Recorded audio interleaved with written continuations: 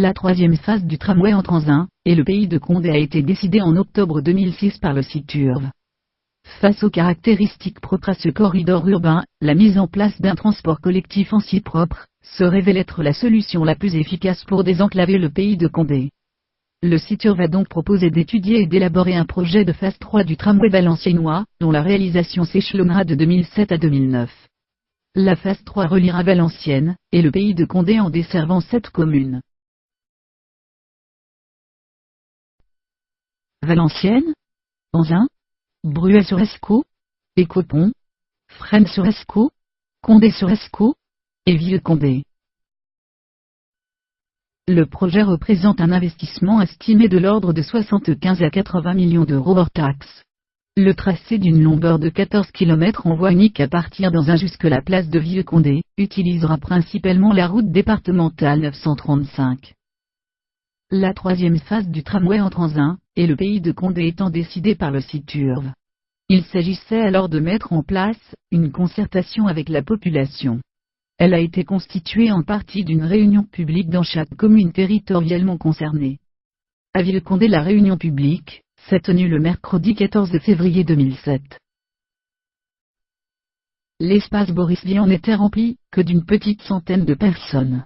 Et la réunion y a été bouclée en moins d'une heure. Serge Van der Hoeven, le maire, a indiqué qu'il existait 2 variantes théoriques du tracé vieux-condéen.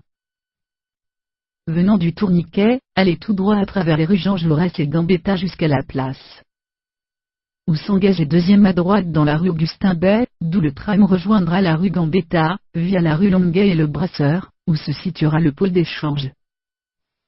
Pour le maire, la rue Augustin Bay constitue le plan A, sinon le seul. Il imagine mal le tracé du tram s'affranchir du lycée du pays de Condé, flambant neuf. D'une façon générale, les craintes des habitants tiennent aux difficultés de circulation et de stationnement que le tramway va engendrer. En l'occurrence dans la rue Gambetta.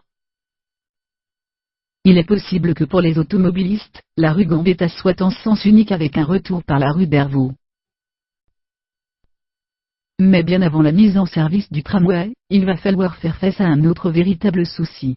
Lors des travaux qui vont s'étaler sur les années 2008 et 2009, le centre-ville de Vieux-Condé sera complètement inaccessible. Les travaux qui s'engageront dans la rue Jean Jaurès vont menacer 3 commerces, un centre d'aide par le travail, et l'usine Ecumène qui rencontrera des difficultés d'approvisionnement et d'expédition. En effet, la question que se pose l'usine métallurgique, c'est de savoir par où vont passer les camions. Les commerces de la rue Gambetta seront eux aussi menacés par une perte de leur chiffre d'affaires dans le meilleur des cas.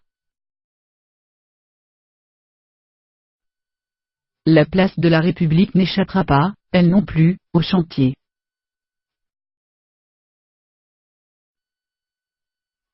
L'enquête d'opinion réalisée par Vieux-Condé autrement, auprès des citoyens est sans équivoque. 1126 foyers vieux-condéens, soit plus d'un tiers de la population, ont participé à ce sondage. Les habitants de Vieux-Condé ne sont pas farouchement opposés à la venue du tramway dans leur ville. Ce que 70% d'entre eux n'acceptent pas, c'est le terminus sur la place de la République. C'est pour cela, en parfaite harmonie avec l'expression des citoyens, que Vieux-Condé autrement a invité le maire et son conseil municipal à réviser leur position sur la venue du tramway à Vieux-Condé. Le projet de Vieux-Condé autrement s'articule en 3 phases. Dans la première, la ligne du tramway s'arrête dans la zone Le Brasseur, où se situera un pôle d'échange. Il n'est plus prévu de prolongement jusque la place de la République. La seconde phase constitue à prolonger sur l'ancienne ligne ferroviaire, Sommin-Périouet, jusqu'au pont frontière sur Clombant-la-Verne. La ligne verte, au départ du pôle d'échange Le Brasseur, jusqu'au pont frontière entre la France et la Belgique, dessert 3 principaux quartiers de Vieux-Condé. Le Port en Vert, la Solitude et le Mont de Périouet.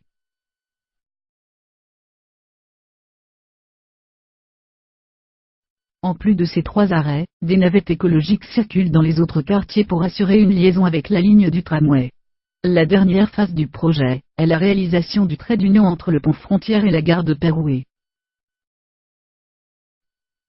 Cette ligne transfrontalière tracée sur l'ancienne ligne 92 dans une ambiance forestière se faufilera à travers les maisons et prairies pour terminer sous les peupleraie flanqués de fossés et de ruisseaux jusqu'à la gare de Pérouet.